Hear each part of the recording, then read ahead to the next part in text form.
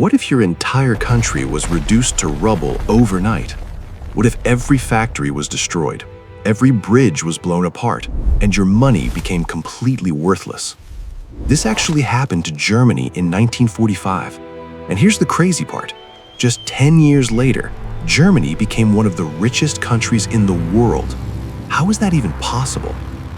Today, we're diving deep into one of history's most incredible economic comebacks. By the end of this video, you'll discover the exact strategies Germany used to rise from total devastation. And stick around until the end, because we'll reveal the most important lesson that any country or even any person can use today when facing a crisis. Let's paint the picture of where Germany stood in 1945. The war had just ended. Cities across the country looked like moonscapes. Berlin, Hamburg, Dresden, and dozens of other cities were flattened. We're not talking about a few damaged buildings here and there. We're talking about total destruction. In some cities, over 80% of all buildings were destroyed or badly damaged. Imagine walking through your city and seeing nothing but piles of bricks and twisted metal for miles. The factories that once made Germany an industrial giant were gone.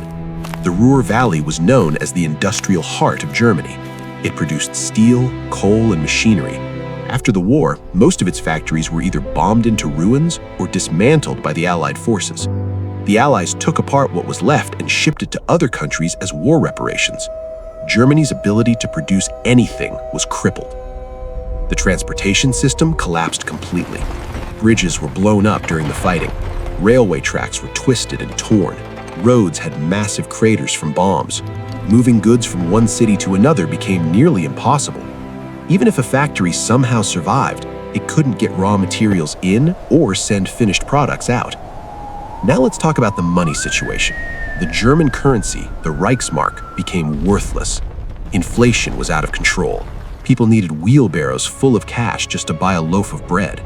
Actually, many people stopped using money altogether. They went back to bartering. A farmer might trade potatoes for a pair of shoes. A carpenter might fix a roof in exchange for some meat. The entire monetary system had broken down. Food was scarce. Millions of people were starving. The average German was living on about 1,000 calories per day. That's less than half of what a person needs. People were weak, sick, and desperate. In the cities, residents dug through rubble looking for anything useful. They pulled bricks from destroyed buildings to sell or trade. Children searched for scraps of metal or wood. The population itself was in chaos. Millions of German soldiers were returning home from the war. Many were injured or traumatized. Millions of refugees were fleeing from eastern territories. Cities that once had stable populations suddenly had masses of homeless people living in the ruins. Families were separated. Countless people had lost everything. The political situation made things even worse. Germany was divided into 4 occupation zones. The Americans, British, French, and Soviets each controlled different parts of the country. They couldn't agree on what to do with Germany. The country had no real government of its own. Decisions were made by foreign military commanders. Germany had lost its sovereignty completely. Think about this for a moment. Germany had no functioning economy, no working currency, no intact industries, no transportation network, millions of people without homes or food, foreign powers controlling every decision. This wasn't just an economic crisis, this was total societal collapse. Many experts at the time believed Germany would never recover. Some thought it would take at least 50 years just to rebuild the basic infrastructure. Others suggested that Germany should remain an agricultural society and never be allowed to industrialize again. The Morgenthau Plan, proposed by the US Treasury Secretary, actually suggested turning Germany into a farming nation to prevent it from ever becoming a military threat again. The German people themselves were psychologically devastated. They had lost the war, their cities were destroyed, their reputation was in ruins because of the terrible crimes committed during the Nazi regime. Many Germans felt there was no future. The shame and guilt, combined with physical destruction, created a sense of hopelessness. The year 1948 changed everything. 3 years had passed since the war ended. Germany was still struggling. People were still hungry. The black market was thriving because the official economy wasn't working. Something had to change. And change came in the form of 3 major decisions that set Germany on a completely new path. The first turning point was the currency reform. On June 20th, 1948, something remarkable happened. The Western Allies introduced a brand new currency called the Deutsche Mark. Overnight, the worthless Reichsmark was replaced. Every German citizen received 40 Deutsche Marks to start with. Old savings were converted at a harsh rate. For every 100 old Reichsmarks, people got about 6.5 new Deutsche Marks. This was painful for many families who had saved money, but it was necessary. Why did this matter so much? The new currency had real value. People trusted it. Suddenly, money meant something again. Farmers who had been hoarding food because the old money was worthless now brought their products to market. Store shelves that had been empty for years suddenly filled up with goods. It happened almost overnight. People called it the shop window miracle. One day, stores were empty. The next day, they were full. The currency reform did something else, too. It wiped out the debts from the war economy. Companies could start fresh. The slate was cleaned. This gave businesses the confidence to invest and rebuild. Without this reset, the old debts would have crushed any hope of recovery. But currency reform alone wasn't enough. Germany needed money to rebuild. The infrastructure was destroyed. Factories needed new machinery. The country needed investment. This is where the second turning point came in, the Marshall Plan. The Marshall Plan was a massive aid program from the United States. It was named after Secretary of State George Marshall, who proposed it in 1947. The idea was simple. America would give financial aid to help European countries rebuild after the war. This wasn't just charity. The Americans had strategic reasons. They wanted to prevent the spread of communism, they wanted stable trading partners, and they believed that a prosperous Europe would benefit everyone.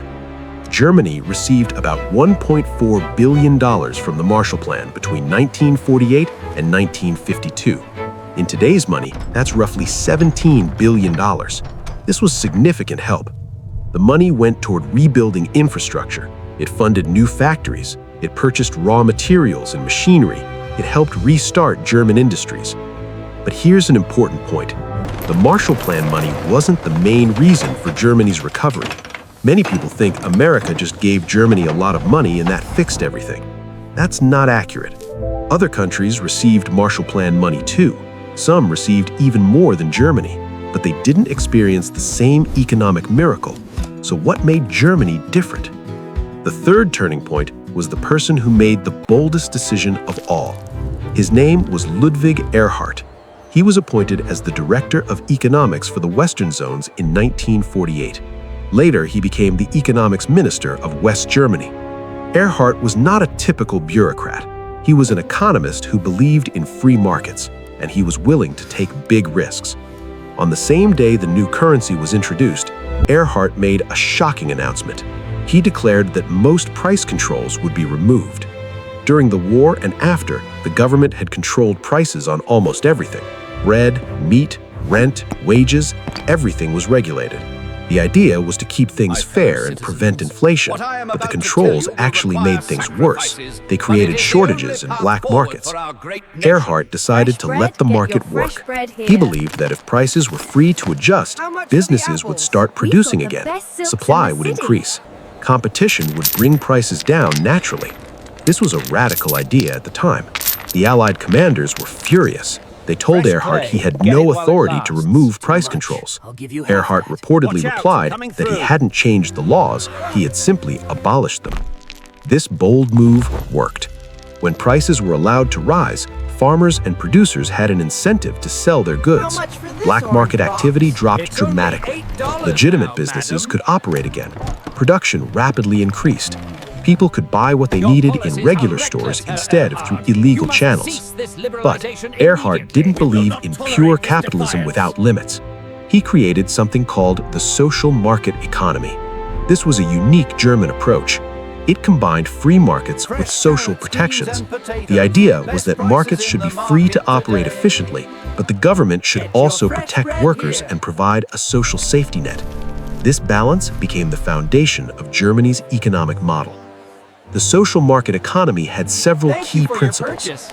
First, competition should be encouraged. Monopolies should be prevented. Second, the government should create the right conditions for business, but not control everything. Fourth, workers should have rights and protections. Fifth, everyone should benefit from economic growth, not just the wealthy. This wasn't socialism, and it wasn't pure capitalism. It was something in between. Erhard called it a third way. The government set the rules of the game, but let businesses play freely within those rules. Companies competed with each other. Workers had unions that could negotiate for fair wages. Social insurance protected people from extreme hardship. These three turning points happened almost simultaneously in 1948. The currency reform gave people money they could trust. The Marshall Plan provided crucial investment capital, and Erhard's reforms unleashed the productive energy of the German people. Together, these changes created the conditions for recovery. But the story doesn't end there. Having the right policies was important, but Germany still needed to actually rebuild. The next phase required hard work, smart strategies, and a bit of luck. The German people had to roll up their sleeves and get to work, and that's exactly what they did. The miracle was just beginning. Between 1950 and 1960, something extraordinary happened in Germany. The economy grew at rates that shocked the world. In some years, growth reached 10% or more. Unemployment dropped from massive levels to almost nothing. Exports exploded. Germany went from ruins to riches in just one decade. This is the period known as the Wirtschaftswunder, the economic miracle. But what actually caused this miracle? Let's break down the specific strategies that made it work. The first strategy was focusing on industrial reconstruction.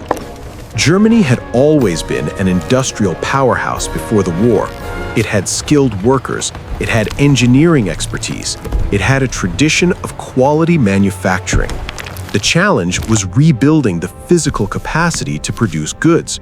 This is where Germany made smart choices. Instead of trying to rebuild everything at once, Germany focused on key industries first. Coal and steel were the priorities. Why? Because these industries formed the foundation for everything else. You need steel to build machines. You need coal for energy. If you get these industries running, they help rebuild all the other industries. It was a strategic choice that paid off. The government invested heavily in clearing rubble and rebuilding factories. But here's the interesting part. German companies didn't just rebuild the old factories. They built new, modern facilities with the latest technology. The war's destruction became an unexpected advantage. While Britain and France were still using older factories from before the war, Germany was installing brand new equipment. This made German factories more efficient and productive. German workers played a crucial role too. After years of hunger and hardship, people were desperate to work. They wanted to rebuild their lives and their country. The work ethic was incredible. People worked long hours. They took pride in their craftsmanship. The phrase "made in Germany" started to mean quality again. The second strategy was creating cooperation between workers and businesses. This was unusual. In many countries, workers and employers saw each other as enemies. Unions fought with management, strikes disrupted production. But Germany developed a different system. They created something called co-determination. This meant that workers had a voice in company decisions. Large companies had to include worker representatives on their boards. Employees weren't just taking orders, they had some power to shape how their companies operated. This created a sense of partnership rather than conflict. Unions in Germany also took a pragmatic approach. They understood that if companies did well, workers would benefit too. Instead of constantly demanding higher wages, unions focused on job security and steady growth. They made deals that balanced worker needs with business health. Strikes were rare because both sides preferred negotiation. This cooperation created stability. Companies could plan for the long term without worrying about constant labor disputes. Workers felt valued and committed to their companies. Productivity increased because everyone was pulling in the same direction. This was a key ingredient in the miracle. The third strategy was focusing on exports. Germany realized early that its domestic market wasn't enough. The country needed to sell goods abroad to bring in foreign currency and fuel growth. So German companies aimed for international markets from the start. German products had a reputation for quality and precision. Companies like Volkswagen, Siemens, and Bosch built that reputation even stronger. They focused on engineering excellence. They competed on quality rather than just price. German cars, machines, and tools became famous worldwide for their reliability. The timing was perfect. The world economy was growing in the 1950s. Countries everywhere needed manufactured goods to rebuild and modernize. Germany was ready to supply those goods. Exports grew rapidly year after year. The money flowing in from exports funded more investment and more growth. It became a virtuous cycle. The fourth strategy was maintaining fiscal discipline. After the hyperinflation of the 1920s and the currency collapse after World War II, Germans were terrified of inflation. The government and the central bank made price stability a top priority. They were willing to make tough decisions to keep inflation low. This discipline created trust. People believed the new currency would hold its value. Businesses could plan without worrying that their money would become worthless. Foreign investors felt confident putting money into Germany. This stability was essential for sustained growth. Ludwig Erhard and his team also avoided excessive government spending. They believed the government's role was to create good conditions for business, not to run the economy directly. Taxes were kept reasonable. Regulations were sensible but not crushing. The government didn't try to micromanage every detail of economic life. The fifth strategy was investing in education and training. Germany already had a strong tradition of vocational training. The apprenticeship system taught young people real skills in trades and manufacturing. After the war, this system was expanded and strengthened. Companies worked with schools to train the next generation of workers. Young Germans learned practical skills like metalworking, electrical work, and precision manufacturing. This created a steady supply of skilled labor. German products were high quality, partly because German workers were highly trained. Universities also played a role. Germany invested in technical education and engineering programs. This produced engineers and scientists who could innovate and improve industrial processes. The combination of practical training and advanced education gave Germany a competitive edge. Now let's talk about something less tangible but equally important: the psychology and culture of post-war Germany. The German people had experienced total defeat and humiliation. Their country was destroyed, their reputation was ruined.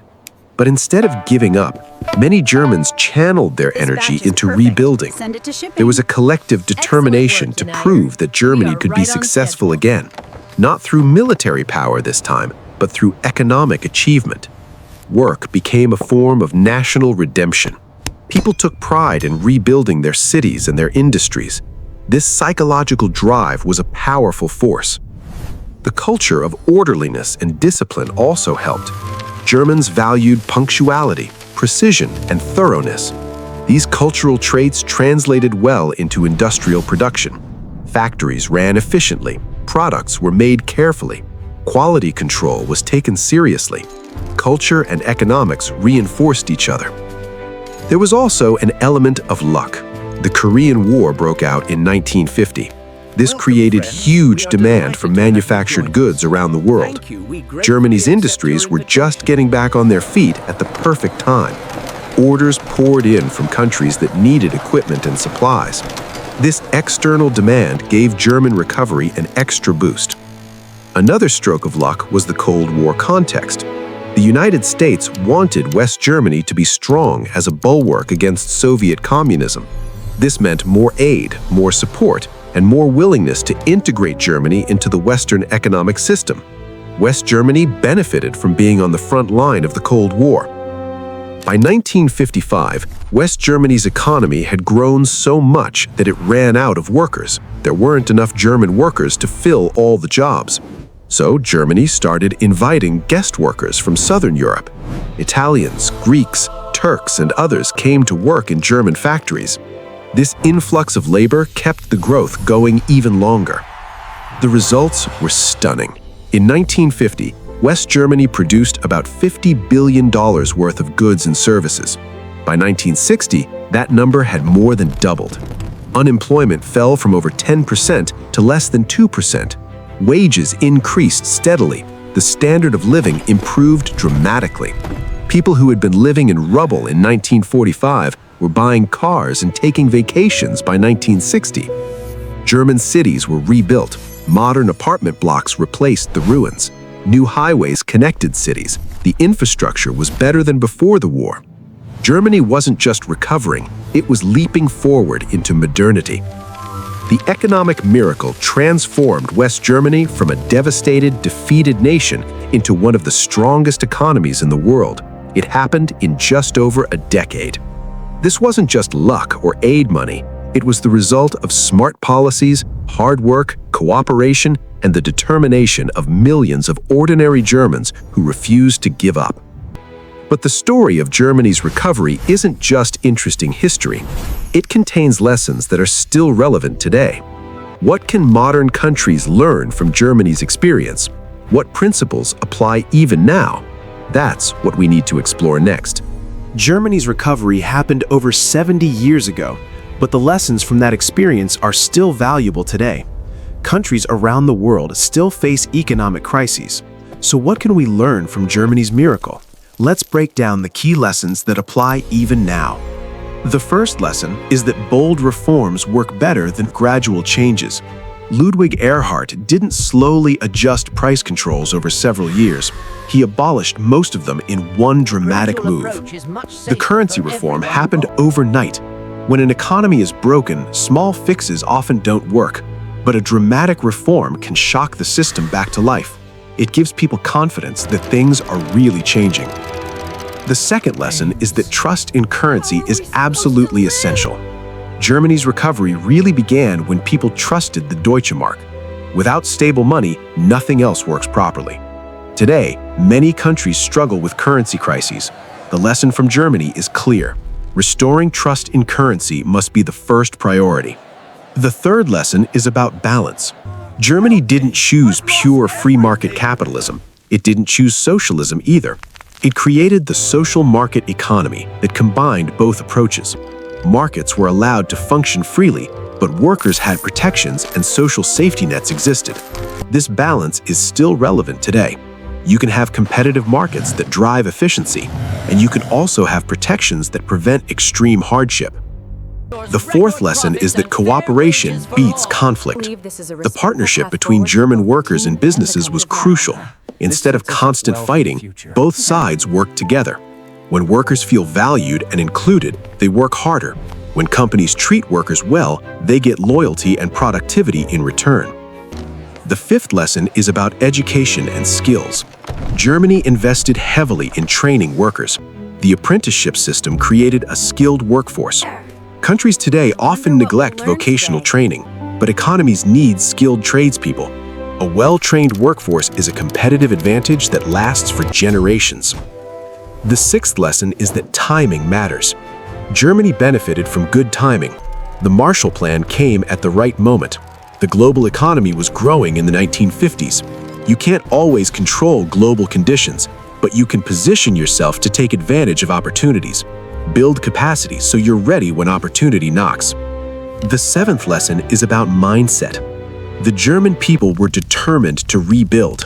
They worked hard, they focused on the future instead of dwelling on the past. Countries facing crises today need this mindset too. Recovery requires optimism and effort. Leaders need to inspire people, and people need to believe that their work matters. The eighth lesson is that external help works best when combined with internal reform. The Marshall Plan helped Germany, but it wasn't the only factor. The aid worked because Germany also reformed its own policies.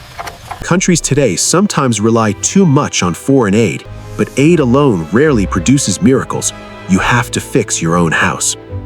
The final lesson is that recovery is possible even from total collapse. In 1945, Germany looked hopeless. Experts said recovery would take 50 years or more. They were all wrong. This should give hope to countries facing severe crises today. No matter how bad things look, recovery is possible. It requires the right policies, it requires hard work, but it can be done. These lessons aren't a magic formula. Every country's situation is different, but the principles remain valuable. Bold reforms, sound currency, balance between markets and society, cooperation instead of conflict, investment in skills, taking advantage of timing, the right mindset, using external help wisely, and believing that recovery is possible.